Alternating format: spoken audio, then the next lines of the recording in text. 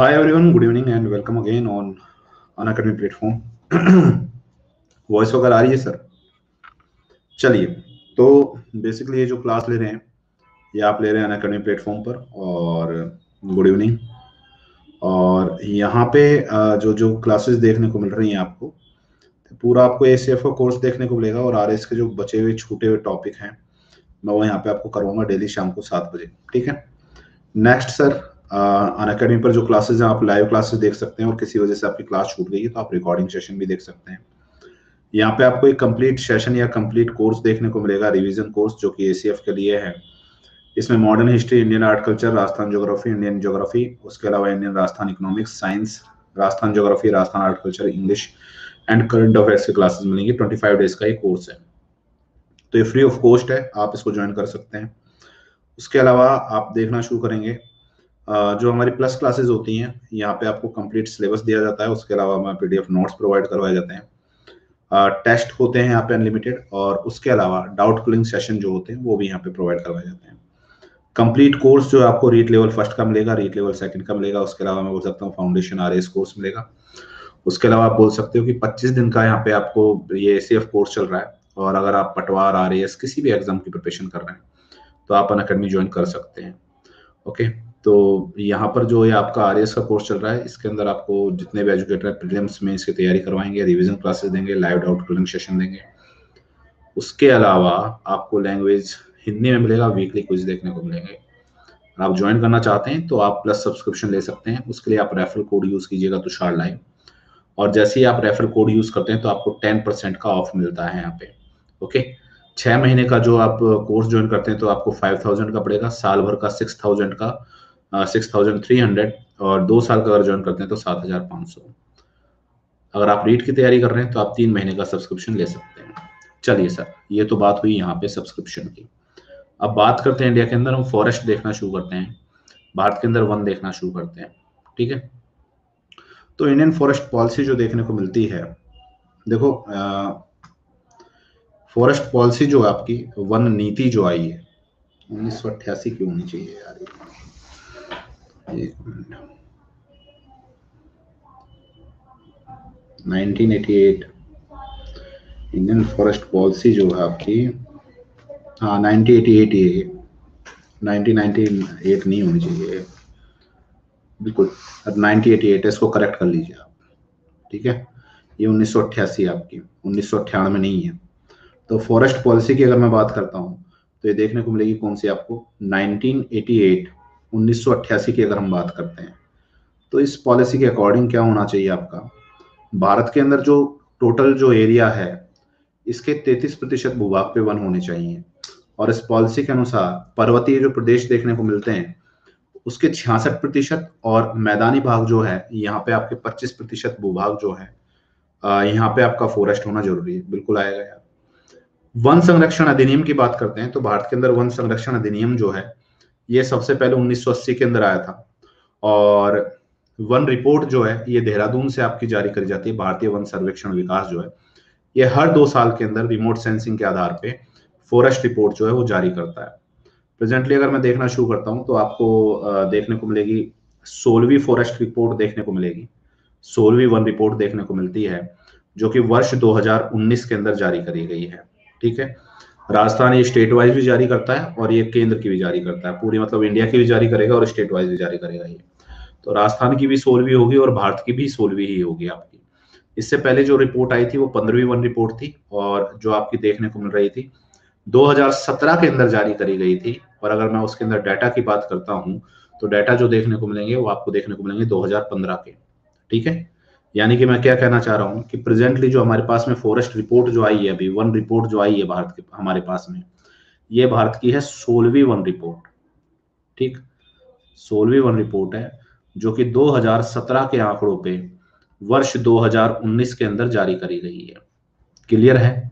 Next इसके अंदर आप आगे देखना कि सर ये जो रिपोर्ट देखने को मिलती है इस रिपोर्ट के अंदर आपको मतलब प्रत्येक 2 वर्ष बाद ये आपकी जारी करी जाती है। सर्वप्रथम जो जारी करी गई थी वो 1987 के अंदर करी गई थी।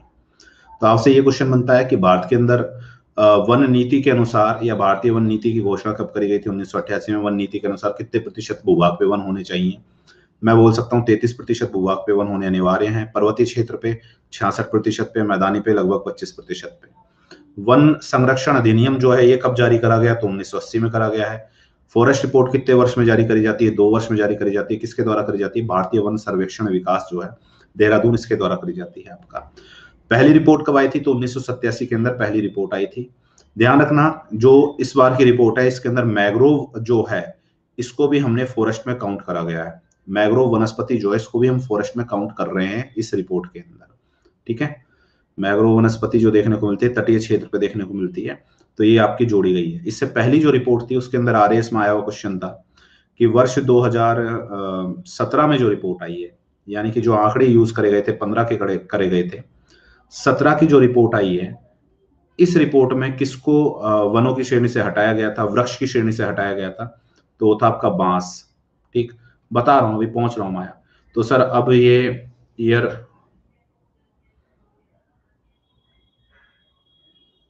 हाँ 21 के लास्ट तक आएगी, बिल्कुल आएगी, बिल्कुल आएगी 21 के लास्ट तक, बिल्कुल आएगी फॉरेस्ट रिपोर्ट आपकी। ठीक, अब देखो यहां पे देखना शुरू करते हैं हम लोग, फॉरेस्ट को अगर देखना शुरू करते हैं तो एक फॉरेस्ट का मतलब वनावरण, अगर मैं बोलूं आपका फॉरेस्ट कवर एरिया, ठीक, फॉरेस्ट कवर एरिया के अंदर किसको काउंट करा जाता है, तो फॉरेस्ट कवर एरिया आपका ऐसा क्षेत्र होगा वन रिपोर्ट के अनुसार वो क्षेत्र जिसकी कैनोपी एरिया, छत्र घनाव जो है वो 10% से अधिक हो, तो उसको हम क्या कर सकते हैं, आपका फॉरेस्ट एरिया के अंदर काउंट करेंगे। अब बात आती है कैनोपी एरिया क्या होता है। देखो कोई भी जो वृक्ष देखने को मिलता है ना आपको, अगर वो वृक्ष जो है आपका, मैग्रोव की बात करूंगा, अभी चल रहे हैं मैग्रोव में, है ना, अभी बताऊंगा कितनी वृद्धि हुई है, कहाँ हुई है। सबसे ज्यादा गुजरात में वृद्धि हुई है। अगर हम बात करते हैं, हाँ जी ये भी बताऊंगा, ये भी बताऊंगा।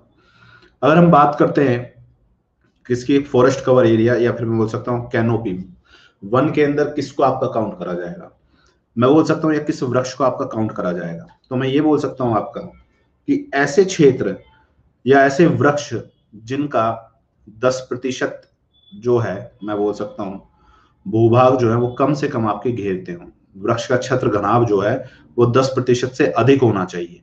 यानी कि मान लो कोई एक पेड़ है और ये मान लिया पेड़ है यहाँ पे पाया जा रहा है और ऊपर से धूप आ रही है यहाँ पे, और धूप आ रही है तो उसकी छाया जो देखने को मिलती है ना नीचे की, वो आपको यार मतलब मैं बोल सकता हूँ 10% से कम छाया देखने को मिल रही है। यानी कि आप उसको बोलोगे कि यार ये काय का पेड़ है, ये तो वृक्ष की काउंट मतलब मैं लूंगा ही नहीं इसको, इसको किस में लेंगे हम, झाड़ियों में लेंगे। ये झाड़ियों में काउंट करा जाता है, वृक्ष में काउंट नहीं करा जाएगा कभी भी आपका, है ना। ठीक, ये आपका वृक्ष में काउंट नहीं करा जाता है, किस में काउंट करा जाता है, आपका झाड़ियों में काउंट करा जाता है। क्लियर है, यहां तक तो कोई दिक्कत नहीं है ना, यहां तक तो कोई दिक्कत नहीं है अपने को। अब आगे देखना शुरू करते हैं। नेक्स्ट मेरे को क्या देखने को मिलता है कि मतलब ये चीज समझ गए आप कि कोई ऐसा वृक्ष देखने को मिल रहा है जिसका 10% से कम जो है वो छाया दे रहा है। ठीक, मतलब टोटल एरिया जो है उसका 10% से कम जो है वो उसका छाया दे रहा है आपका, या मैं बोल सकता हूँ आपका जो मतलब उसका शेडो एरिया है वो बहुत कम है आपका, 90% जो है उस पर धूप ही धूप आ रही है। ठीक, तो उसको मैं क्या बोलूंगा कि सर ये वन नहीं है।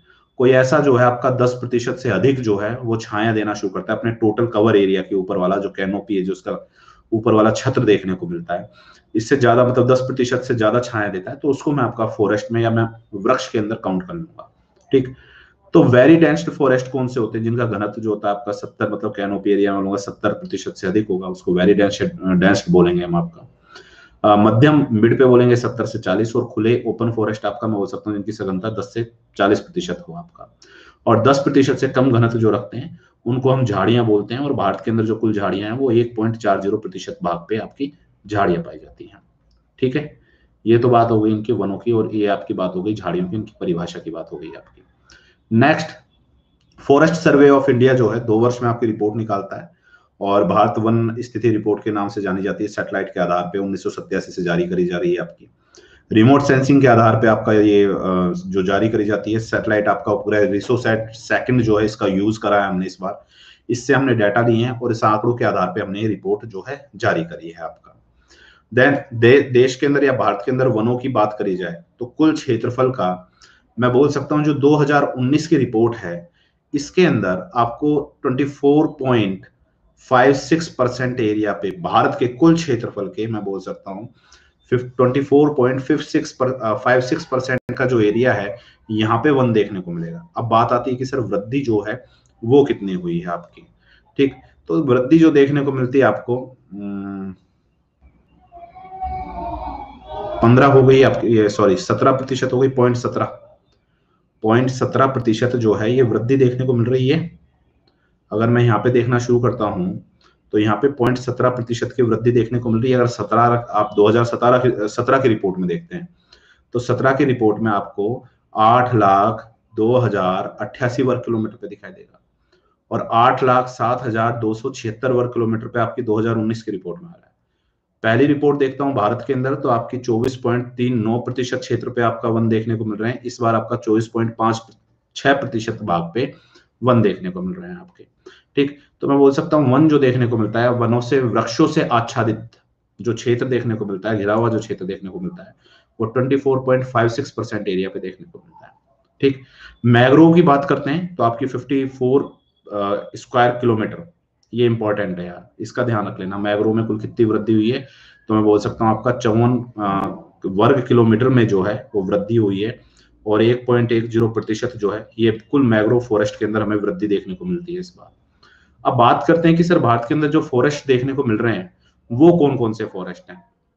तो सबसे पहले आपको जो फॉरेस्ट देखने को मिलेगा इसको बोलते हैं हम क्या, उष्ण कटिबंधीय सदाबहार वन, या इसको बोलते हैं हम ट्रॉपिकल एवरग्रीन फॉरेस्ट बोलते हैं आपका, ठीक है। सबसे पहले जो देखने को मिलेगा वो मेरे को देखने को मिलेगा उष्ण कटिबंधीय सदाबहार वन, या मैं इसको बोल सकता हूँ ट्रॉपिकल एवरग्रीन फॉरेस्ट बोल सकता हूँ। अब इसकी विशेषता क्या होती है, देखो आपका ट्रॉपिकल एवरग्रीन फॉरेस्ट जो आपको देखने को मिलता है या उष्ण कटिबंधीय सदाबहार वन जो देखने को मिलता है, इसके विकास के लिए आपको औसत तापमान जो है ना, या मैं बोल सकता हूं एवरेज टेम्परेचर जो है वो आपका 22 डिग्री सेल्सियस और बारिश जो है वो 200 सेंटीमीटर से अधिक होनी चाहिए यहाँ पे आपकी। एक बार यहां आ जाते हैं, नहीं यहां नहीं आते, एक बार यहां आते हैं, यहां देखना शुरू करते हैं। तो सबसे पहले मैं फॉरेस्ट की बात करता हूं, आपको दिखाई देगा ट्रॉपिकल मोस्ट मैं बोल सकता हूँ डिसीडियस फॉरेस्ट बोल सकते हो, या बोल सकते हो आप ट्रॉपिकल एवरग्रीन फॉरेस्ट बोल सकते हो, उष्ण कटिबंधीय सदाबहार वन बोल सकते हो इनको आप, ठीक है। तो उष्ण कटिबंधीय सदाबहार वन, एवरग्रीन फॉरेस्ट, इन फॉरेस्ट की विशेषता क्या होती है कि यहाँ पे आपकी बायोडायवर्सिटी सबसे ज्यादा पाई जाएगी, जैव विविधता सबसे ज्यादा पाई जाएगी, और हर पेड़ जो है ना वो अलग अलग सीजन में अपने पत्ते गिरता है। सारे पेड़ एक ही सीजन में आपके पेड़ पत्ते नहीं गिरेंगे। अब जब ये अलग अलग सीजन में वृक्ष गिरेंगे, पत्ते गिरेंगे अपने, तो लगभग साल भर जो है ये मेरे को हरा भरा दिखाई देगा, ठीक। कोई भी ऐसा सीजन नहीं होगा जिस दिन मेरे को ये सूखा दिखाई दे। डेंस्ड बहुत ज्यादा होते हैं, घने बहुत ज्यादा देखने को मिलते हैं ये फॉरेस्ट आपको। किसकी बात कर रहे हैं हम, ट्रॉपिकल एवरग्रीन फॉरेस्ट की। तो ऑब्वियस स्पष्ट बात है कि सर ये आपका ट्रॉपिकल एरिया जो है यहाँ पे देखने को मिलेगा ही, ठीक। अब ट्रॉपिकल एरिया सर कहाँ कहाँ देखने को मिलता है, मतलब ऐसा क्षेत्र जहां पे बारिश जो है 200 सेंटीमीटर से मेरे को ज्यादा देखने को मिलती है आपका, ठीक है। ट्रॉपिकल वीट एवरग्रीन बोल रहा है, या उष्ण कटिबंधीय आर्द्र सदाबहार वन बोल सकते हैं इसको, उष्ण कटिबंधीय आर्द्र सदाबहार वन बोल सकते हैं। तो ये मेरे को एरिया देखने को मिल रहा है एक तो पश्चिमी घाट का, ठीक, वेस्टर्न घाट जो देखने को मिलता है ये यहाँ पे देखने को मिलेंगे फॉरेस्ट। उसके अलावा आपको अंडमान निकोबार में देखने को मिलेंगे ये फॉरेस्ट। उसके अलावा यहाँ पे आपको लक्षद्वीप में देखने को मिलेंगे ये फॉरेस्ट। उसके अलावा ये जो पूर्वी हिमालय है, नॉर्थ ईस्ट हिमालय जो देखने को मिलता है यहाँ पे देखने को मिलेंगे। अगर आपसे राज्य पूछ बैठे तो आप बोल सकते हो कि सर सह्याद्री बोल सकता हूँ, या बोल सकता हूँ अंडमान निकोबार बोल सकता हूँ, केरल बोल सकता हूँ, उसके अलावा मैं बोल सकता हूँ असम में बोल सकता हूँ, उसके अलावा लक्षद्वीप में बोल सकता हूँ, त्रिपुरा में बोल सकता हूँ। थोड़ा सा कुछ क्षेत्र जो है वो मेरे को मणिपुर का देखने को मिलता है। ध्यान रखना ये जो सह्याद्री है, सह्याद्री के अंदर इस फॉरेस्ट को कहा जाता है सोलस फॉरेस्ट या सोलस वन कहा जाता है आपका। गुरुजी एग्जाम में कौन सा आएगा ये भी बता देना यार। पेपर में बना रहा होता तो मैं पेपर ही दे देता आपको सर, हैं मैं पेपर बना रहा होता मैं पेपर दे देता आपको, ये है इससे सिलेक्शन हो जाएगा, इसको पढ़ लो आप। आ जाओ। तो यहाँ पे ये जो वेस्टर्न घाट देखने को मिलता है ना, इस पे बोलते हैं इसको हम सोरस फॉरेस्ट। अब देखो आपसे सीधा सीधा क्वेश्चन पूछेगा, ट्रॉपिकल एवरग्रीन फॉरेस्ट जो है वो कहाँ पे होते हैं? मैं सीधा सा बोल सकता हूँ सर, जहां पे हाई टेम्परेचर होगा, तापमान अधिक होगा, यानी साल भर का एवरेज टेम्परेचर जो है वो 22 डिग्री सेल्सियस से आपका अधिक होना चाहिए, ऊपर होना चाहिए। दूसरा, यहाँ पे 200 सेंटीमीटर से क्या होनी चाहिए, ज्यादा बारिश होनी चाहिए, वहां पे ट्रॉपिकल एवरग्रीन फॉरेस्ट मिलेगा आपका, उष्ण कटिबंधीय सदाबहार वन मिलेगा।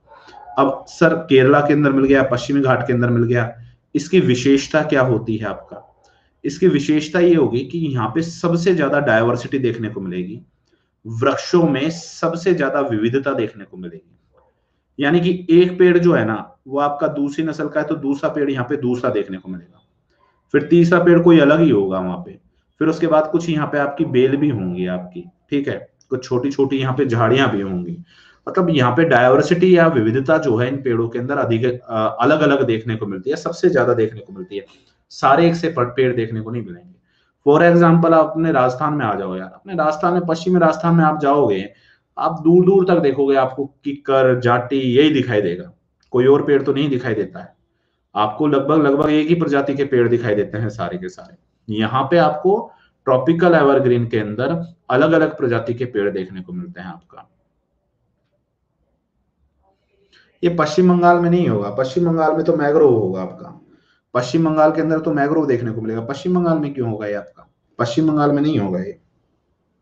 ओके अनीता, ये पश्चिम बंगाल में नहीं होगा, पश्चिम बंगाल में तो मैग्रोव होगा आपका। नेक्स्ट आगे चलते हैं यहाँ पे, तो इसके अंदर आपका पेड़ कौन कौन से देखने को मिलेंगे आप देखना शुरू कीजिए। अगर मैं सदाबहार वन की बात करता हूं, तो सदाबहार वनों के अंदर सुंदरवन मैग्रोव है, सुंदरवन एक अलग चीज है ना।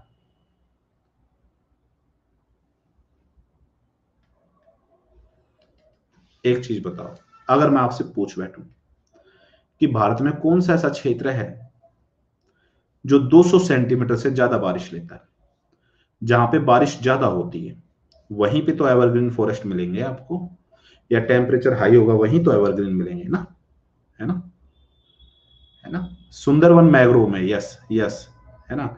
असम में होगा, यस असम में होगा। तो ये आपको ये जो उत्तरी पूर्वी हिमालय जो देखने को मिलता है ना, असम हो गया, त्रिपुरा हो गया, मिजोरम हो गया है, आप बोल सकते हो ये पश्चिमी घाट हो गया है, ठीक है, ये यही देखने को मिलेंगे, हर जगह देखने को नहीं मिलेंगे। ये पश्चिमी घाट हो गया है, ये एरिया हो गया, यही देखने को मिलते हैं। यानी कि साल में 200 सेंटीमीटर से ज्यादा जहां पे बारिश होगी, बहुत सघन वन होते हैं, बहुत गहरे घने वन होते हैं, जैव विविधता इन फॉरेस्ट के अंदर सबसे ज्यादा देखने को मिलती है। ध्यान रखना, सबसे पहले अगर बात करी जाती है ट्रॉपिकल एवरग्रीन फॉरेस्ट की, तो इन फॉरेस्ट का कोई इकोनॉमिकल यूज नहीं होता है, इनका आर्थिक महत्व नहीं होगा बिल्कुल भी। इकोनॉमिकल यूज क्यों नहीं होगा, आर्थिक महत्व क्यों नहीं होगा? मैं इनको काट नहीं सकता हूँ, ये काटे नहीं जाएंगे फॉरेस्ट कभी भी आपके। क्यों नहीं काटे जाएंगे? क्योंकि इनकी लकड़ी जो है ना बहुत ज्यादा हार्ड होती है, ठीक, बहुत ज्यादा कठोर होने के कारण, या मैं बोल सकता हूँ हार्ड होने के कारण, इनकी लकड़ी जो है वो काटी नहीं जाएगी। डायवर्सिटी अलग अलग देखने को मिलती है, अलग अलग प्रजाति के पेड़ देखने को मिलेंगे, हम क्यों काटेंगे यार? एक पेड़ दूसरी प्रजाति का, एक दूसरी प्रजाति का है, हम नहीं काट सकते। अगर सारे पेड़ जो है एक ही प्रजाति के होते तो हम इनको आसानी से काट लेते, ठीक है। जैव विविधता इसके अंदर सबसे ज्यादा, बायोडायवर्सिटी जो है इस फॉरेस्ट के अंदर सबसे ज्यादा, इकोनॉमिकल यूज इनका बिल्कुल भी नहीं है। और एक चीज का ध्यान और रखना, ये आपका अगर पेड़ आपका फॉरेस्ट काट दिया जाए, या इसको मैं बोल दिया जाऊं यहाँ पे अगर इनको जला दें या काट दें, ठीक, तो ये पेड़ दोबारा नहीं हो पाते हैं, आसानी से नहीं हो पाते हैं। क्यों? क्योंकि यहाँ पे फिर आपका सॉइल इरोजन बहुत तेजी से होता है, क्योंकि बारिश ज्यादा है, 200 सेंटीमीटर से ज्यादा बारिश है, तो जैसे ही आप पेड़ काट दोगे तो यहाँ पे सॉइल इरोजन की समस्या सबसे ज्यादा देखने को मिलती है, मृदा अपरदन जो है वो सबसे ज्यादा होता है इस क्षेत्र के अंदर फिर।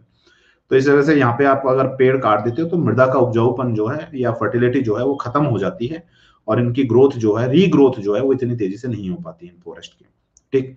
अब बात ये आती है कि ट्रॉपिकल एवरग्रीन फॉरेस्ट जो है ये कौन कौन से फॉरेस्ट या कौन कौन से ट्री जो हैं इसके अंदर देखने को मिलेंगे आपका। तो यहाँ पे आप देखना शुरू करते हैं तो आपको देखने को मिलेगा, एक है रोजवुड, एक का नाम है रोजवुड, एक देखने को मिलेगा आपको महोगनी, एक देखने को मिलेगा यहाँ पे रबर, ठीक है, एक देखने को मिलेगा यहाँ पे रबर, रबर हो गया रोजवुड हो गया, महोगनी हो गया, और इसी के अंदर आपको देखने को मिलेगा बांस, ये भी इसी में देखने को मिलता है आपका। बम्बू ट्री जो है वो भी इसी में देखने को मिलता है। ध्यान रखना, बांस जो है ये ट्री में नहीं है, ग्रास के अंदर आ गया है। बांस जो है उसको हम घास के अंदर लेते हैं, ये ग्रास में काउंट करी जा रही है।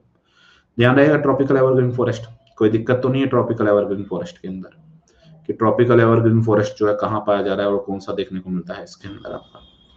आगे देखना शुरू करते हैं, नेक्स्ट कौन सा देखने को मिलता है। दूसरा देखने को मिलेगा ट्रॉपिकल मॉनसूनी फॉरेस्ट बोलते हैं हम इसको, उष्ण कटिबंधीय पतझड़ वाले। सर एग्जाम के हिसाब से क्या यार, एग्जाम के हिसाब से सेंसस याद रखो, फॉरेस्ट रिपोर्ट याद रखो, जो टॉपिक में मिनरल्स दिए हैं वो याद रखो आप, है ना। एग्जाम के हिसाब से तो यही याद रखो यार। इस टॉपिक के अंदर तो स्पेशली आप फॉरेस्ट याद रखना, मतलब फॉरेस्ट रिपोर्ट ध्यान रखना आप। सारू नमस्ते। एक तो फॉरेस्ट रिपोर्ट ध्यान रखेंगे आप, और फॉरेस्ट रिपोर्ट के अलावा आप ये ध्यान रखेंगे कि जैसे ट्रॉपिकल एवरग्रीन फॉरेस्ट या उष्ण कटिबंधीय सदाबहार वन कहाँ पाए जाते हैं।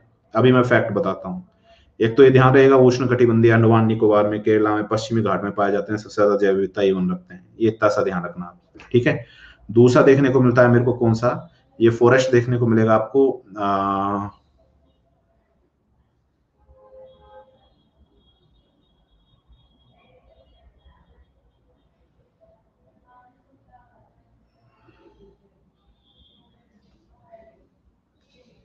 दूसरा जो है ये देखना मिलता है उष्ण कटिबंधीय पतझड़ वाले मॉनसूनी फॉरेस्ट, इसको कहते हैं। और बेसिकली ये जो फॉरेस्ट देखने को मिलता है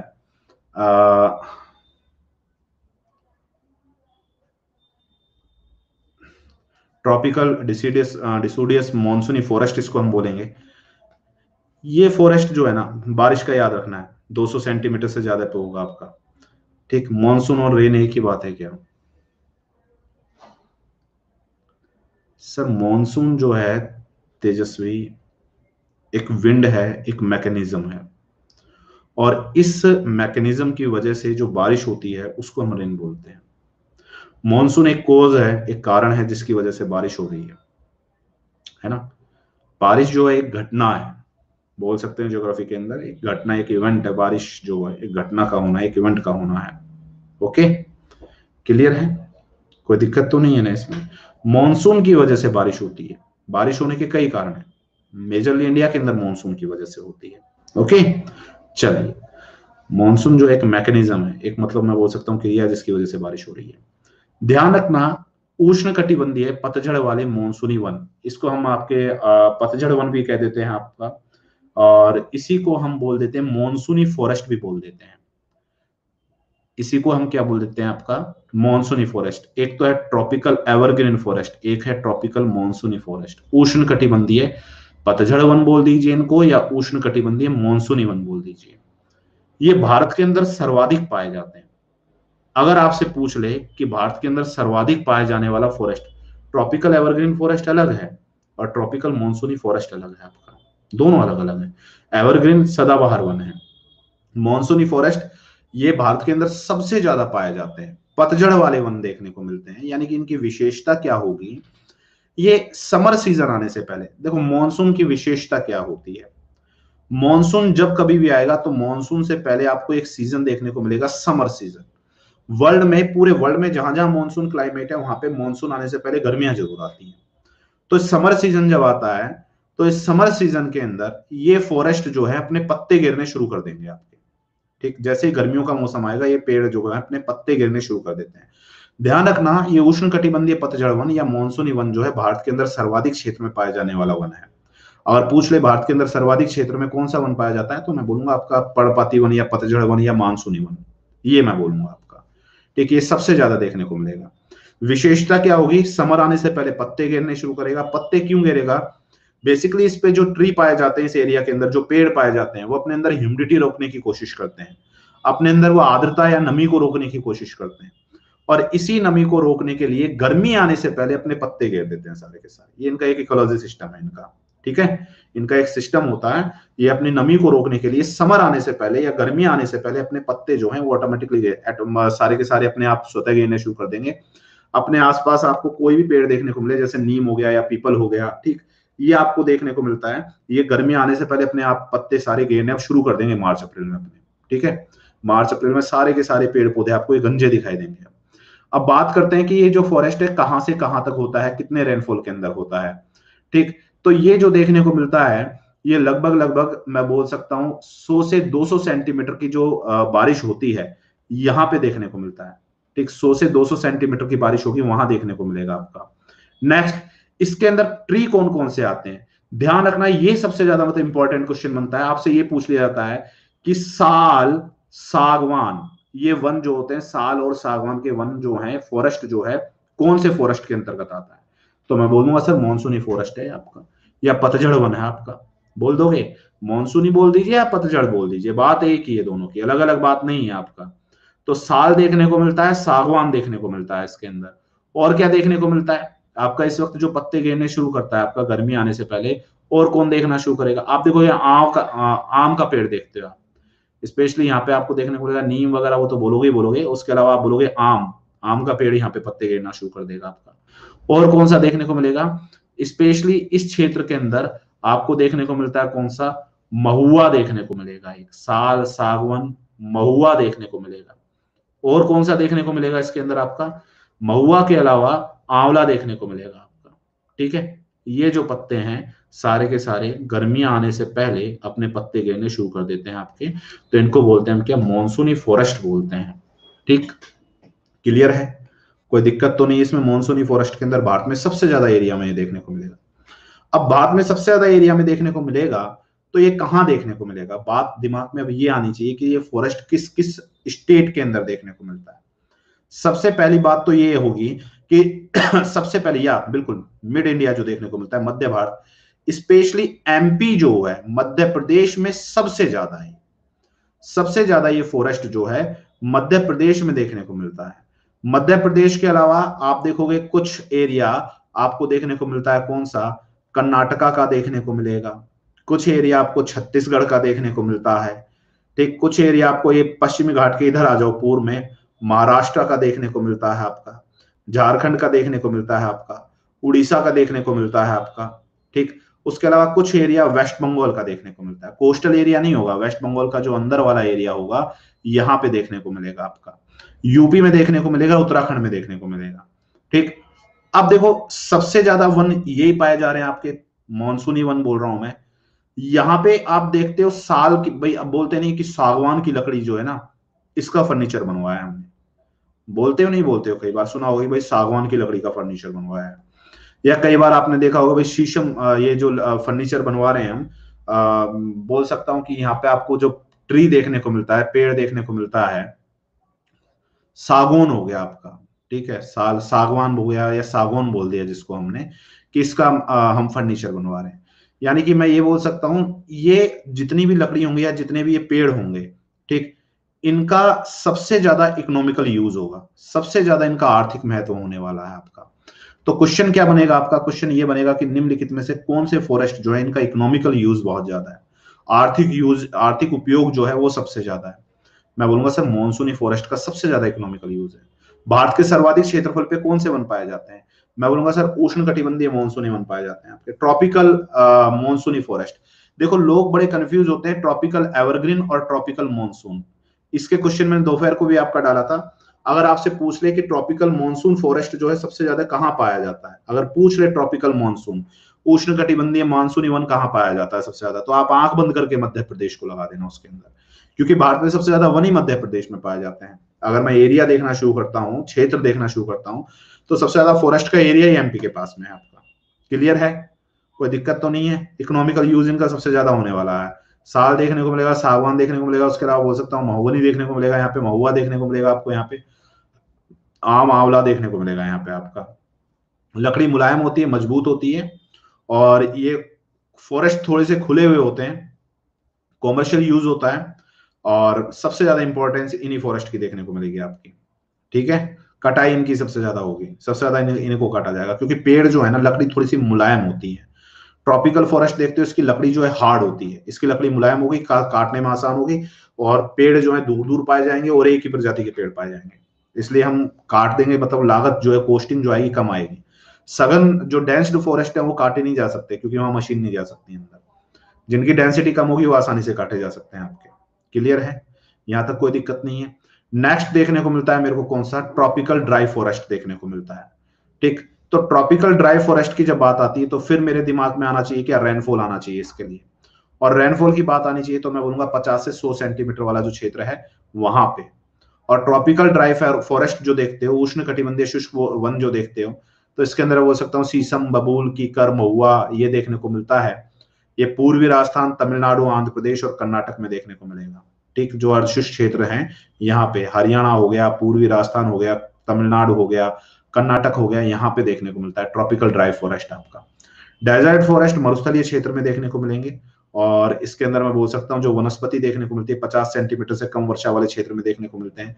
वनस्पति जो देखने को मिलती है वो मरोद्भिद वनस्पति यहाँ पे देखने को मिलेगी आपकी, या फिर बोल सकते हैं उसको हम क्या, आपका थोड़ी सी मासल वनस्पति देखने को मिलती है। ठीक, जीरोफाइट फॉरेस्ट भी बोल दिया जाता है, इनके लिए एक वर्ड यूज कर लिया जाता है। कौन सा फॉरेस्ट होगा ये आपका, जीरोफाइट फॉरेस्ट। 50 सेंटीमीटर से कम वर्षा वाले क्षेत्र में होता है, झाड़ियों के रूप में पाए जाते हैं और इनकी लकड़ी का जो यूज करा जाएगा केवल जलाने के लिए करा जाएगा और कोई यूज है नहीं इनका आपका। किसका, डेजर्ट फॉरेस्ट का। अब नेक्स्ट देखने को मिलता है माउंटेन फॉरेस्ट, यहां से क्वेश्चन निकलता है।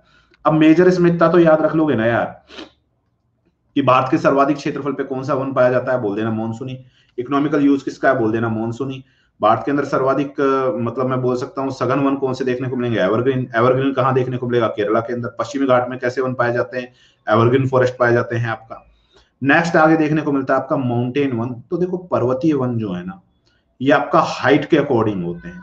जैसे जैसे आप हाइट पे जाते हो माउंटेन पे, वैसे वैसे आपको वेजिटेशन यानी कि वनस्पति में भी परिवर्तन देखने को मिलेगा। और उसके साथ साथ आपको रेनफॉल यानी कि वर्षा में भी आपको परिवर्तन देखने को मिलता है। हाइट पे जाते हैं, दो चीजों में वेरिएशन आता है, एक तो टेम्परेचर ताप में, और दूसरा वेरिएशन आता है आपका वर्षा में। तो टेम्परेचर और रेनफॉल दोनों में ही वेरिएशन आएगा, दोनों में ही अंतराल आएगा, दोनों में ही अंतर आएगा। तो उसकी वजह से मैं बोल सकता हूँ कि वनस्पति जो है वो भी परिवर्तित होगी। होगी कि नहीं होगी आपकी। तो एक क्वेश्चन मेरे कहने पे ध्यान रख लेना, अगर आपसे पूछ ले कि किसी एक ही अक्षांश पे या एक ही स्थान पे फॉरेस्ट में सबसे ज्यादा जो सबसे ज्यादा डायवर्सिटी या सबसे ज्यादा जो पेड़ों के अंदर विविधता पाई जाएगी वो कहां पाई जाएगी, मैं बोलूंगा सर माउंटेन के अंदर पाई जाएगी, पर्वतीय क्षेत्र में पाई जाएगी। ठीक, फॉर एग्जाम्पल आप कभी जाना शुरू करते हो, कैसे, मान लिया कि आप जा रहे हो गुरु शिखर पे। तो गुरु शिखर पे आप जाना शुरू करेंगे तो जैसे जैसे आप हाइट पे जाएंगे ना, तो हाइट पे जाते जाते, ऊंचाई पे जाते जाते आपको अलग अलग प्रजाति के पेड़ देखने को मिलते हैं। यहाँ पे ऊंचाई के अनुसार पर्वतों के अंदर क्या देखने को मिलता है, मैं बोल सकता हूँ पेड़ों में परिवर्तन देखने को मिलता है। सर एवरग्रीन में बताया था ना बायोडायवर्सिटी, तो बायोडायवर्सिटी सबसे ज्यादा मैक्सिमम वहां है और सबसे ज्यादा वेरिएशन, देखो सबसे ज्यादा जैव विविधता उस क्षेत्र पे पाई जाती है। और एक ही अक्षांश पे या एक ही स्थान पे आपको कहीं ऊपर नीचे जाने की जरूरत नहीं है, यहाँ पे अलग अलग आपको प्रजातियां देखने को मिलती हैं एक ही स्थान पे ऊंचाई के साथ साथ। अभिषेक, अभिषेक इसका मतलब ये है आपका, ठीक है। हाइट के अकॉर्डिंग आप जो वेजिटेशन देखते हो उसमें आप परिवर्तन देखना शुरू कर देते हो। तो सबसे पहले यहाँ पे देखना शुरू करते हैं कि कौन कौन से आपके फॉरेस्ट देखने को मिलते हैं। माउंटेन फॉरेस्ट को हाइट के अकॉर्डिंग डिवाइड करना शुरू करते हैं। तो सबसे पहले मैं ये देखना शुरू करूंगा, तो बेसिकली ये जो देखने को मिलता है आप ऊंचाई के साथ साथ क्लाइमेट में चेंज देखने को मिलता है, ट्री जो है इनके अंदर चेंज देखने को मिलता है। सबसे पहले देखना शुरू करते हैं हम कौन सा, आपका 1500 मीटर की हाइट तक, यानी कि जो माउंटेन जहां से शुरू हो रहा है वहां से मैं लेके शुरू करता हूं आपका 1500 मीटर की हाइट तक। तो 1500 मीटर की हाइट तक जो पेड़ देखने को मिलते हैं, यहाँ पे देखने को मिलेंगे सारे जो ट्री होंगे आपके, ये बोल सकता हूं मैं आपके पतझड़ वन देखने को मिलेंगे या एवरग्रीन फॉरेस्ट देखने को मिलेगा। या तो सदाबहार होगा, कुछ भी नहीं दिख रहा उमा, यहाँ पे ये दिखाई नहीं दे रहा है क्या, ये जो यूज कर रहा हूं दिखाई नहीं दे रहा है क्या, बताओ, क्लियर है ना। हाँ, तो सबसे पहले नीचे 1500 मीटर तक देखने को मिलता है एक वन जिसको हम क्या बोलते हैं, सदाबहार वन बोलते हैं। ठीक है, इसको हम क्या बोलते हैं, आपका एवरग्रीन फॉरेस्ट देखने को मिलेगा 1500 मीटर तक, या पतझड़ वन देखने को मिलेगा। 1500 से 2500 मीटर की ऊंचाई पे जाओगे आप, तो यहां पे आपको देखने को मिलेगा सब ट्रॉपिकल फॉरेस्ट, एक चौड़ी पत्ती वाले वन देखने को मिलते हैं 2500 मीटर की ऊंचाई तक। यहां पे देखने को मिलता है एक फॉरेस्ट, आप दोबारा लॉग इन कीजिएगा, इसको बोलते हैं हम सब ट्रॉपिकल फॉरेस्ट। और 2500 से 4500 की मीटर की ऊंचाई तक जो फॉरेस्ट देखने को मिलेंगे, ये देखने को मिलेंगे आपको कॉनिकल फॉरेस्ट। 2500 से 4500 मीटर की ऊंचाई तक देखने को मिलते हैं कॉनिकल फॉरेस्ट या कोणधारी वन देखने को मिलते हैं यहाँ पे।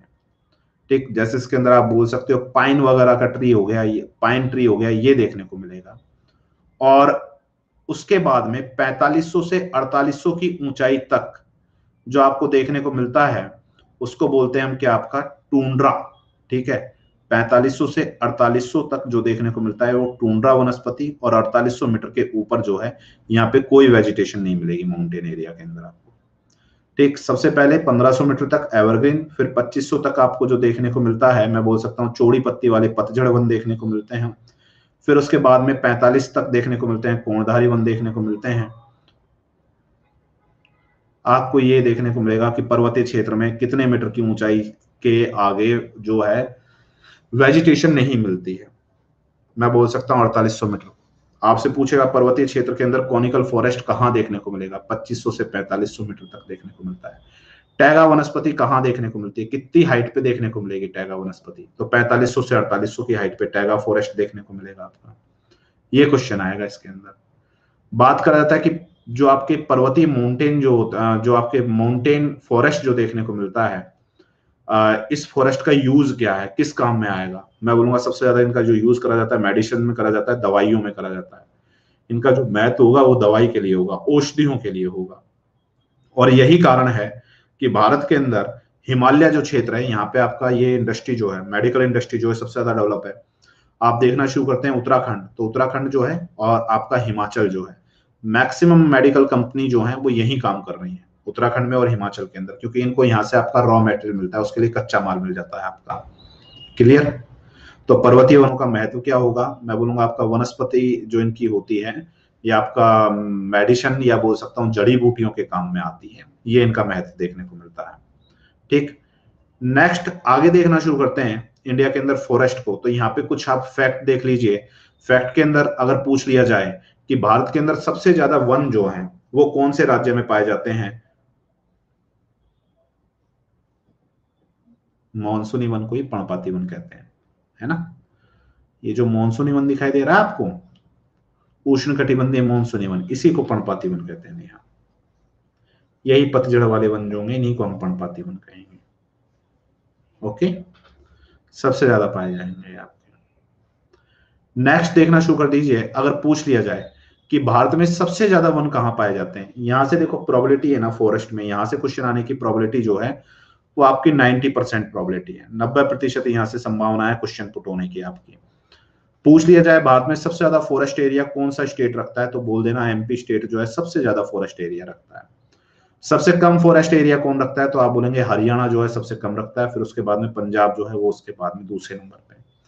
एमपी सबसे ज्यादा, एमपी के बाद में नंबर 2 पे जो दिखाई देगा वो दिखाई देगा आपको अरुणाचल प्रदेश दिखाई देगा। नंबर 3 पे दिखाई देगा छत्तीसगढ़, ये 3 ही याद रख लीजिएगा बस।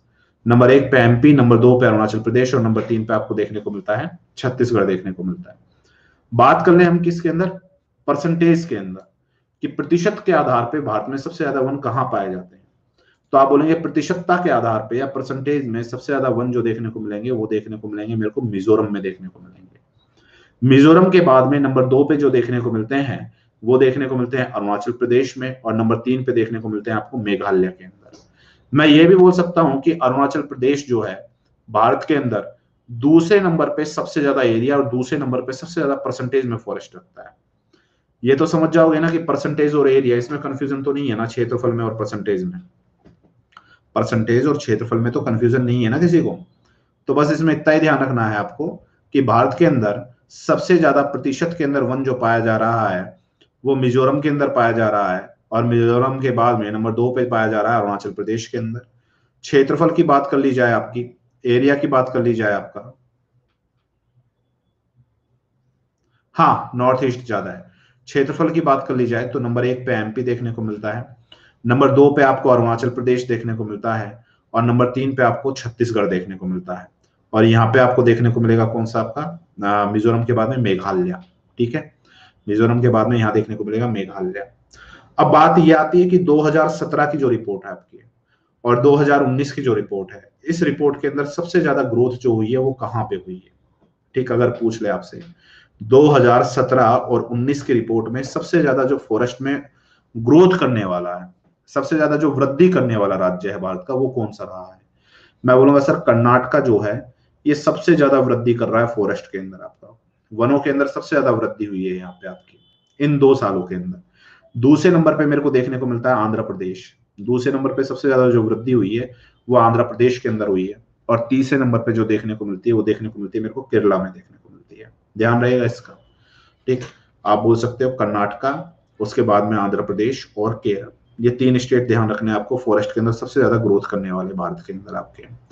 नेक्स्ट इसके अंदर अगला क्या देखने को मिलता है? बात करते हैं हम किसकी भारत के अंदर कुछ टाइप ऑफ फॉरेस्ट देखने को मिलता है, रिकॉर्ड फॉरेस्ट एरिया। और आपका रिकॉर्ड फॉरेस्ट एरिया क्या होता है, आरएफए क्या होता है? रिकॉर्ड फॉरेस्ट एरिया वो ऐसी मतलब भूमि जिन्हें किसी सरकारी अधिनियम या नियम के तहत वन के रूप में हमने अधिसूचित किया है और सरकारी रिकॉर्ड के अंदर उसको हमने वन का दर्जा दे दिया है। ध्यान रखना 2019 की रिपोर्ट के अंदर वेटलैंड को, ये इंपॉर्टेंट है यार, आर्द्र भूमि जो है इसको रिकॉर्ड फॉरेस्ट एरिया के तौर पर हमने शामिल किया है।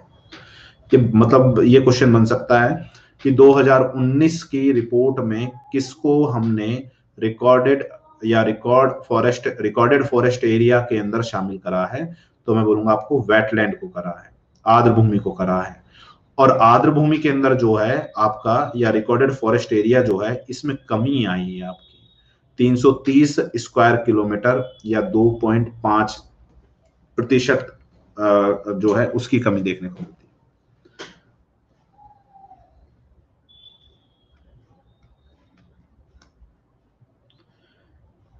आरती कोई जगह है आपकी, ठीक, मान लिया कोई क्षेत्र देखने को मिल रहा है, ठीक है, और सरकार ने क्या करा, किसी नियम के अंतर्गत इसको हमने अधिसूचित कर दिया कि ये जो क्षेत्र है वन क्षेत्र के अंदर इसको हम शामिल कर रहे हैं।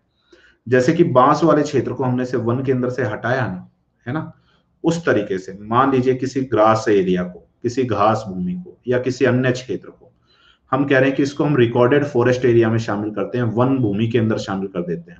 ये वन भूमि के अंदर अब आएगा भारत के अंदर।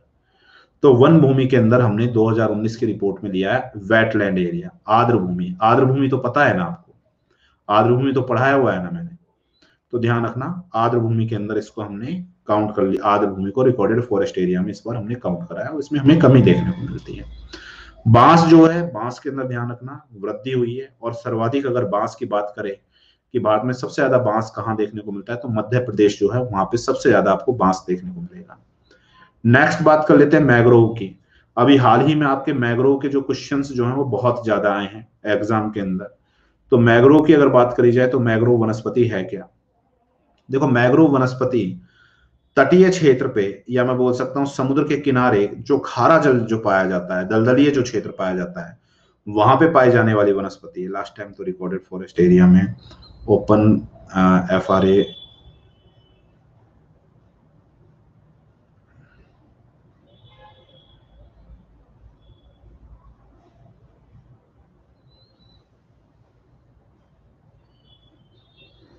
लास्ट टाइम तो रिकॉर्डेड फॉरेस्ट में ओपन रिकॉर्डेड फॉरेस्ट एरिया लिखवाया था।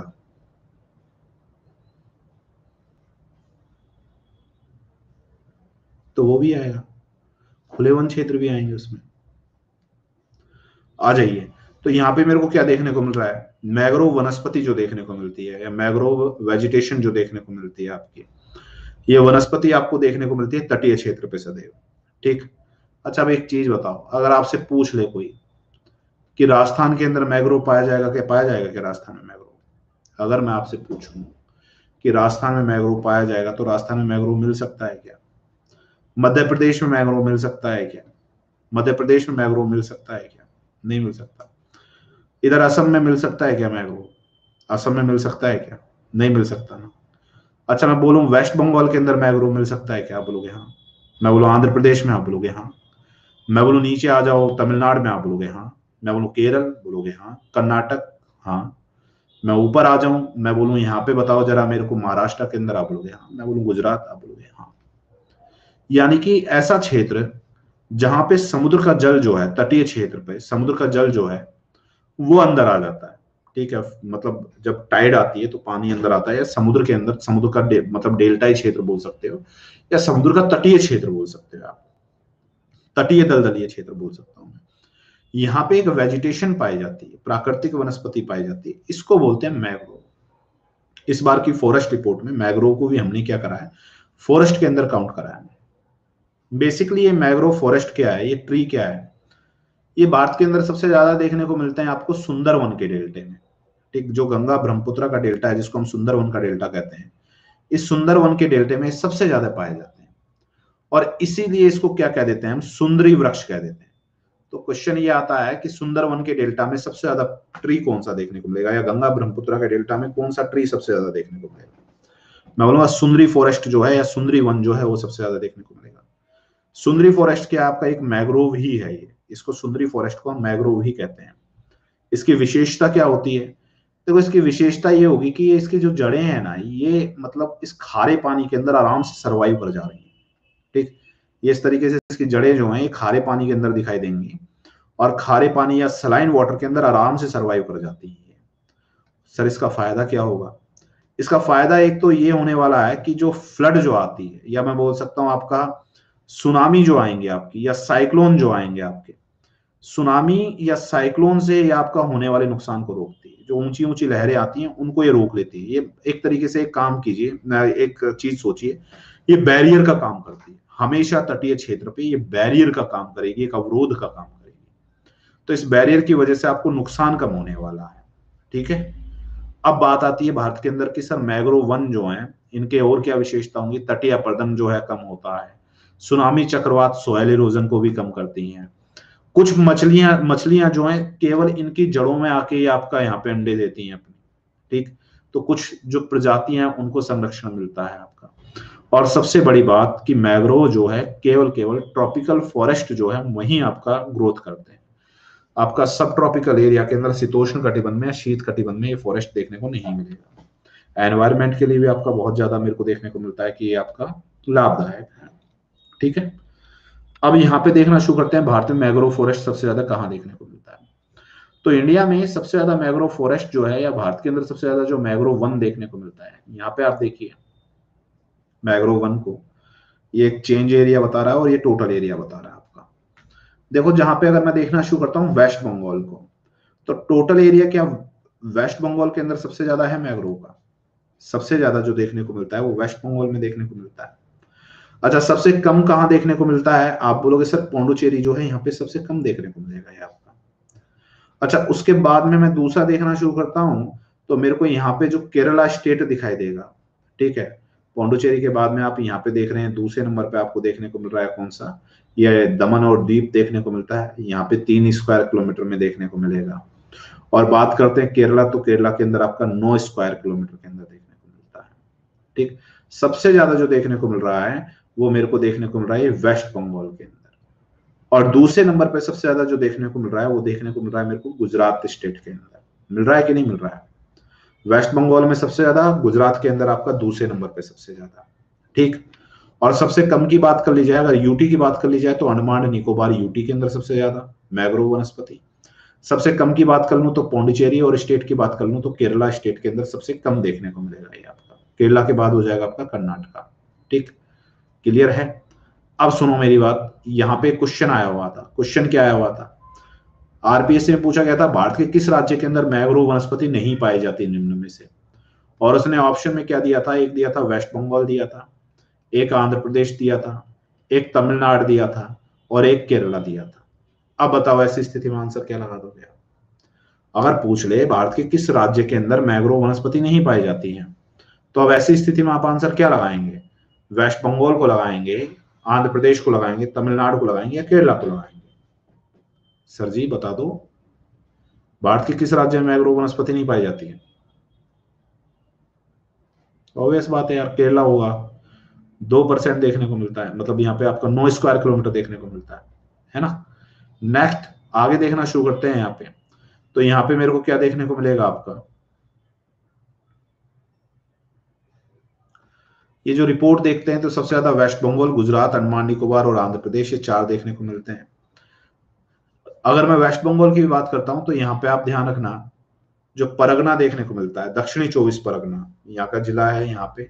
गुजरात के अंदर कच्छ जो है यहाँ पे, अंडमान निकोबार में नॉर्थ अंडमान जो है यहाँ पे, और उड़ीसा के अंदर आपको केंद्रपाड़ा देखने को मिलेगा, यहाँ पे मैंग्रोव वनस्पति देखने को मिलती है। न्यूनतम की बात करते हैं तो सबसे कम आपकी पौंडचेरी, दमन द्वीप, और स्टेट की बात करते हैं तो केरला के अंदर। ठीक है, तो भारत के अंदर आप देखना शुरू करते हो, कर्नाटका में भी कम मिलेगा, गोवा में भी कम मिलेगा आपको। ठीक, यानी कि मैं बोल सकता हूँ जो पूर्वी तटीय क्षेत्र जो है ना, यहाँ पे मैंग्रोव जो है आपको कम ही देखने को मिलेगा। पूर्वी तटीय क्षेत्र जो है यहाँ पे आपको मैंग्रोव कम ही देखने को मिलेगा। एक पूर्वी तटीय क्षेत्र के अंदर गुजरात जो है सबसे ज्यादा रख रहा है, और उसके बाद में आप देखोगे यहाँ पे महाराष्ट्र जो है ये सबसे ज्यादा आपको रखता हुआ दिखाई देगा। गुजरात सबसे ज्यादा रखता हुआ दिखाई देगा, उसके बाद में आप देखना शुरू करते हो तो यहाँ पे महाराष्ट्र जो है ये सबसे ज्यादा रखता हुआ दिखाई देगा। ठीक है, गुजरात और महाराष्ट्र। और बात करता हूँ सबसे ज्यादा पश्चिमी तट पे, तो वेस्ट बंगाल देखने को मिलेगा आपको। वेस्ट बंगाल के बाद में आप देखना शुरू करते हो तो आपको देखने को मिलेगा कौन सा, तमिलनाडु देखने को मिलेगा आपका। ठीक है, तमिलनाडु जो है ये, और सॉरी वेस्ट बंगाल के बाद आपको दूसरा आंध्र प्रदेश, ये यहाँ पे आपको, और एक उड़ीसा। उड़ीसा, वेस्ट बंगाल, आंध्र प्रदेश और उड़ीसा, ये बात करते हैं कहाँ पे हम, पूर्वी तट पे, यहाँ पे आपके भारत के अंदर। तो मैंग्रोव के अंदर मैं बोल सकता हूं कि भारत के अंदर जो है पूर्वी तटों पे इसका विकास अधिक देखने को मिलता है।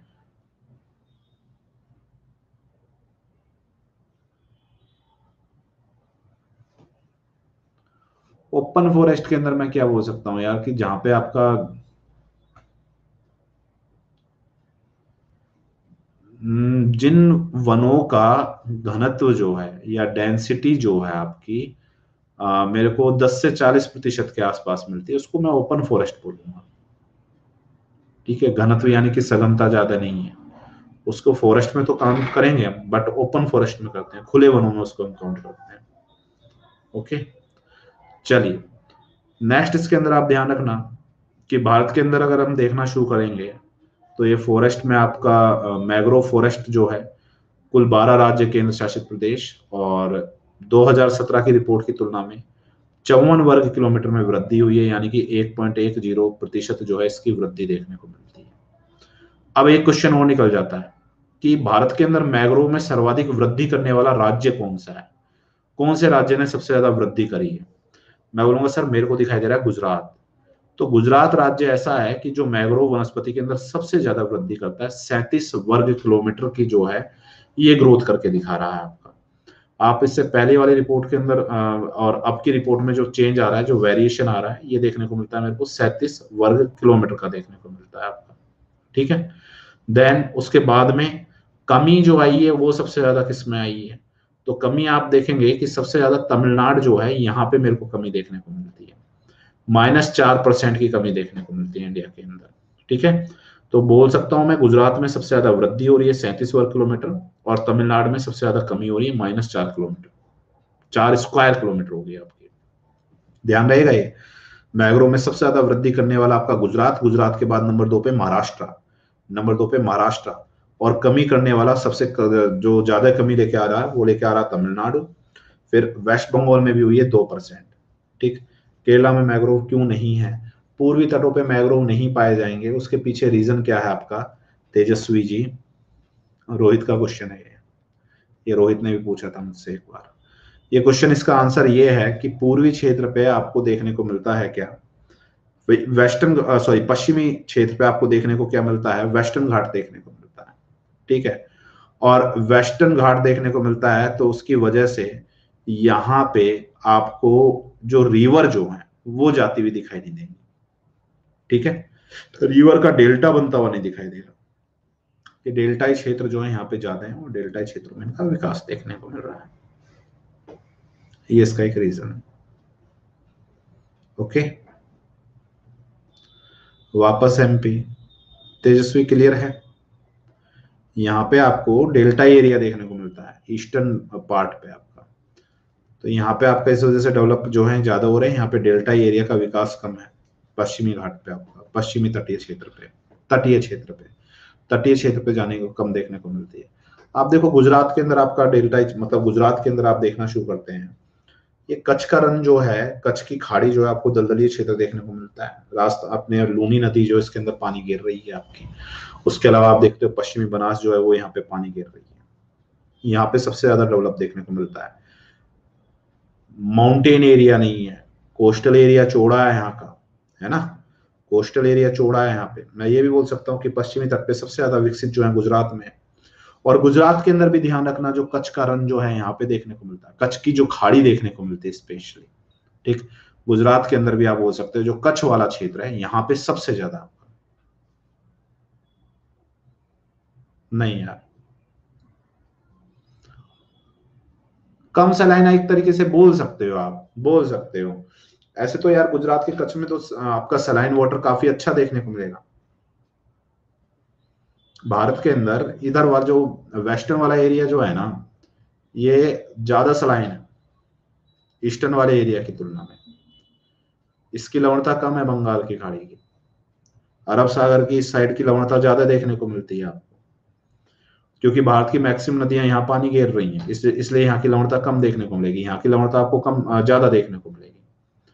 आप ये नहीं इसको सलाइन से उससे नहीं लगा सकते हो। ये जो डेल्टाई क्षेत्र जो होगा रिवर का, वहां पे डेवलप होगा मैंग्रोव, है ना। कि यहाँ पे डेवलप होगा। जो गुजरात में कच्छ जो देखने को मिलता है, यहाँ पे अच्छा खासा डेवलपमेंट देखने को मिलता है। क्लियर। अगर पूछ ले कि पश्चिमी भारत के अंदर सबसे ज्यादा मैंग्रोव का विकास जो है वो कच्छ के अंदर है, और आपसे बोल दे कि मैंग्रोव का विकास जो है ऐसे स्थान पे होता है जहां पे तटीय क्षेत्र अधिक चौड़े देखने को मिलते हैं, मैं बोलूंगा सच सही है, बिल्कुल बात है। आप देखोगे जहां पे तटीय क्षेत्र अधिक चौड़े हैं वहां पे देखने को मिल रहा है रिवर जो है डेल्टा बना रही है, रिवर जो है डिपॉजिटिंग कर रही है पानी का, वहां पे आपको देखने को मिलेगा। आपका दलदलीय क्षेत्र में होगा सर, बिल्कुल दलदलीय क्षेत्र में होगा आपका, ठीक। यहाँ पे देखने को मिलेगा इस क्षेत्र में आपका मैंग्रोव फॉरेस्ट, गुजरात में सबसे ज्यादा इस तरफ, और इस तरफ आपका वेस्ट बंगाल में सबसे ज्यादा है। ओवरऑल वेस्ट बंगाल में सबसे ज्यादा देखने को मिलता है अपने को मैंग्रोव। ओके, क्लियर है। देखो प्रशासनिक आधार पे वनों की बात करते हैं, तो प्रशासनिक आधार पे भारत के अंदर 3 तरीके के फॉरेस्ट देखने को मिलेंगे। सबसे पहला फॉरेस्ट देखने को मिलता है, मतलब एडमिनिस्ट्रेटिव वे पे हम इसको 3 भागों में बांट देते हैं। और सबसे पहला जो मेरे को देखने को मिलेगा, इस फॉरेस्ट को मैं बोल सकता हूँ आपका क्या, रिजर्व फॉरेस्ट बोलते हैं हम आपके। तो रिजर्व फॉरेस्ट कौन से होंगे आपके, वो फॉरेस्ट जो जलवायु की दृष्टि से बहुत ज्यादा महत्वपूर्ण है, और इनकी लकड़ियां, मतलब इन फॉरेस्ट को ना तो हम काट सकते हैं, ना ही यहाँ पे कोई ह्यूमन एक्टिविटी कर सकते हैं, कोयल नमस्ते, ना ही यहाँ पे कोई हम ह्यूमन एक्टिविटी कर सकते हैं। ये एक मतलब मैं बोलूंगा पब्लिक प्रॉपर्टी होगी, सरकारी संपत्ति होगी। और जो आपके रिजर्व एरिया हैं, इन रिजर्व एरिया के अंदर मैक्सिमम आपको नेशनल पार्क देखने को मिलेंगे या वन्य जीव अभ्यारण्य देखने को मिलेंगे। और इनका जो उद्देश्य है, बाढ़ नहीं होगा, बाढ़ जो होगा फ्लड, फ्लड को कंट्रोल करना है, या मैं बोल सकता हूँ ये रिजर्व एरिया इसलिए बनाया कि फ्लड कंट्रोल करा जाए, सॉइल इरोजन को बताया जाए, रोका जाए आपका। उसके अलावा डेजर्ट ग्रोथ जो है, मरुस्थल का विकास जो है उसको रोका जाए। और उसके अलावा जो जितने भी अपने वन्य जीव जो हैं इनको एक आवास प्रदान करा जाए। ये इस उद्देश्य से हमने क्या करा, आपके रिजर्व फॉरेस्ट जो है ये बनाए। तो रिजर्व फॉरेस्ट के अंदर किसी भी तरीके की ह्यूमन एक्टिविटी जो है या मानवीय क्रियाएं जो हैं, ये पूर्णतः क्या होती हैं आपकी, निषिद्ध होती हैं। यहाँ पे मानवीय क्रियाएं आपको देखने को नहीं मिलेंगी, ठीक है। और ध्यान रखना, इंडिया के अंदर जो रिजर्व फॉरेस्ट है ये सबसे ज्यादा एरिया रखता है, भारत के अंदर सबसे ज्यादा एरिया रखता है। पिछली बार की रिपोर्ट में मेरे ख्याल से 53 समथिंग था, ये 54 के आसपास था, 53 पॉइंट समथिंग था ये पिछली रिपोर्ट के अंदर। इस बार कभी यार एक बार देखना पड़ेगा, उससे पिछली रिपोर्ट में आपका 53 समथिंग था। रिजर्व फॉरेस्ट जो है भारत में सबसे ज्यादा एरिया रखता हुआ दिखाई देगा। रिजर्व फॉरेस्ट के बाद में दूसरा हमने जो बांटा है, इसको बोलते हैं हम रक्षित वन, या इसको बोलते हैं हम प्रोटेक्ट फॉरेस्ट बोलते हैं आपका, ठीक है। तो जो प्रोटेक्ट फॉरेस्ट देखने को मिलेगा, बोल सकता हूं कि सर ये मतलब भारत के अंदर लगभग 29% भूभाग पे पाया जाता है। ध्यान रखना, राजस्थान में सबसे ज्यादा प्रोटेक्ट फॉरेस्ट है, राजस्थान में सबसे ज्यादा प्रोटेक्ट फॉरेस्ट है, इंडिया में सबसे ज्यादा रिजर्व फॉरेस्ट है, ये ध्यान रखना आप। अक्सर लोग भूल जाते हैं कि इंडिया में सबसे ज्यादा कौन सा है, इंडिया में रिजर्व है और राजस्थान में प्रोटेक्ट है। तो रक्षित वन की बात करते हैं या प्रोटेक्ट की बात करते हैं, तो यहाँ पे आप ह्यूमन एक्टिविटी कर सकते हैं थोड़ी बहुत, मतलब कंट्रोल्ड वे में, एक सीमित मात्रा में आप ह्यूमन एक्टिविटी या मानवीय क्रियाकलाप यहाँ पे कर सकते हैं। वनों को कोई हानि नहीं पहुंचाएंगे, सूखी लकड़ियां ये काट सकते हैं। ये दूसरा सेकंड लार्जेस्ट एरिया रखता है इंडिया में। और तीसरा है अनक्लासिफाइड। तो अनक्लासिफाइड फॉरेस्ट जो है खुले वन होते हैं, आपका कोई प्रतिबंध नहीं है, लकड़ी काटो कुछ भी करो। सबसे कम एरिया देखने को मिलता है इंडिया में, नियर अबाउट आपका 18% का एरिया देखने को मिलेगा फॉरेस्ट का इंडिया के अंदर आपका। ठीक, तो तीन तरीके के होते हैं, रिजर्व आपका मैं बोल सकता हूँ, उसके बाद बोल सकता हूँ आपका प्रोटेक्ट और आपका अनक्लासिफाइड, यानी कि सुरक्षित, या इसको बोल सकते हैं हम आरक्षित वन भी बोल देते हैं। इसको हम आरक्षित भी बोल देते हैं, इसको हम रक्षित बोल देते हैं प्रोटेक्ट, और इसको हम बोल देते हैं अनक्लासिफाइड, ये आपका अवर्गीकृत। ये वन सबसे कम देखने को मिलेंगे। ये आपका लगभग लगभग मोटा मोटा जो था ये फॉरेस्ट रिपोर्ट था। इसके अंदर कुछ फॉरेस्ट रिपोर्ट के जो डाटा हैं ये आप यहाँ से देख लेना, ठीक है। ये यहाँ से ये जो डाटा है ये देख लेना। बाकी जो क्वेश्चंस जो हैं वो कल हम 2 बजे देखेंगे। और कल का जो शाम का टॉपिक रहेगा यहाँ पे 7 बजे वाली क्लास के अंदर, वो टॉपिक जो है स्पेशली मैं उठाऊंगा, सेंसस पूरी नहीं हुई थी।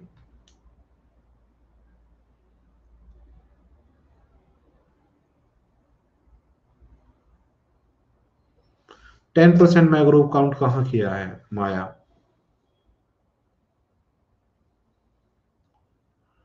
10% मैंग्रोव कहाँ काउंट करा है?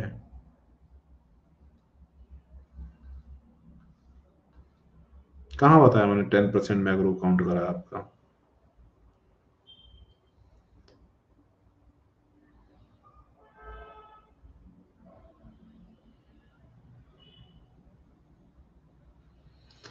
मैंने ये कहा था कि जो फॉरेस्ट रिपोर्ट जो आती है ना अपनी, है ना, वनावरण, मतलब बोल सकते हैं हम फॉरेस्ट एरिया। ठीक, फॉरेस्ट एरिया के अंदर या रिपोर्ट जब निकालते हैं तो हम ऐसे ज्योग्राफिकल एरिया या भौगोलिक क्षेत्र को शामिल करते हैं जहां पे जो ट्री पाए जा रहे हैं, जो वृक्ष पाए जा रहे हैं, उन वृक्षों की कैनोपी जो है वो 10% से अधिक की हो।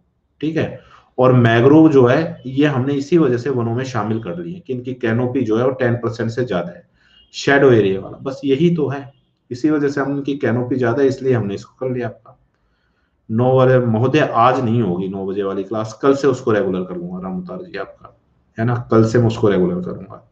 ठीक है सर, इंडिया में सबसे ज्यादा जलोढ़ मिट्टी मिलती है ना एरिया के हिसाब से भी, यानी कि फर्स्ट नंबर पे यस जलोढ़ ही है। भारत में सर्वाधिक क्षेत्रफल जलोढ़ का, एलुवियल सॉइल का ही है, अलुवियल सॉइल का ही है भारत में सबसे ज्यादा आपका। ओके, ठीक। बाकी आप कल का जो टॉपिक इसके अंदर लेते हैं, ट्रांसपोर्टेशन ले लें कल या जनसंख्या लें, बताओ। जनसंख्या लें या जनगणना लें, सेंसस लें या ट्रांसपोर्टेशन लें, बताओ कल इस टाइम पे। जनगणना लें या परिवहन लें भारत के अंदर? परिवहन की 2 क्लास होंगी, एक क्लास में नहीं होगा परिवहन। परिवहन ले लेते हैं 2 क्लास में कल, रोड ट्रांसपोर्ट, कल पोर्ट ले लेते हैं भारत के मेजर मेजर जो है भारत के बंदरगाह जो है इसको ले लेते हैं। और परसों जो है वो सड़क परिवहन और जल परिवहन ले लेते हैं आपका, और रेल परिवहन ले लेते हैं। ठीक है, तो ये परसों ले लेंगे आपका, कल शाम को ट्रांसपोर्टेशन लेंगे, परिवहन लेंगे भारत में आपका, एनएच जो है इनको देखना शुरू करेंगे। बाकी आप लोग प्लस ज्वाइन करना चाहते हैं तो आप जो कोड है ये यूज कर सकते हैं, तुषार लाइव। और कंप्लीट आपको कोर्स यहाँ पे देखने को मिलेगा, आरएस का, उसके अलावा ग्रेड फर्स्ट का या राजस्थान का कोई भी एग्जाम है। तो मेरे अलावा आपको यहाँ पे 50+ एजुकेटर देखने को मिलेंगे जो अपने अपने कोर्स आपको करवा रहे हैं। ठीक, तो फिर मिलते हैं कल एक नेक्स्ट सेशन के अंदर, शाम को 7 बजे। स्पेशल क्लास एक 2 बजे रहेगी, एक 4 बजे रहेगी। तो तब तक के लिए सेंसस करवा दी प्लस पर दोबारा करवाएंगे। तो तब तक के लिए थैंक यू। सेंसस का कुछ पोर्शन छूटा हुआ था आपको माया, थोड़ा सा पोर्शन छूटा हुआ था सेंसस का, तो थोड़ा सा जो है वो मैं यहाँ पे करवा दूंगा। ठीक, तो फिर मिलते हैं नेक्स्ट सेशन में, तब तक के लिए thank you, goodbye and have a nice day.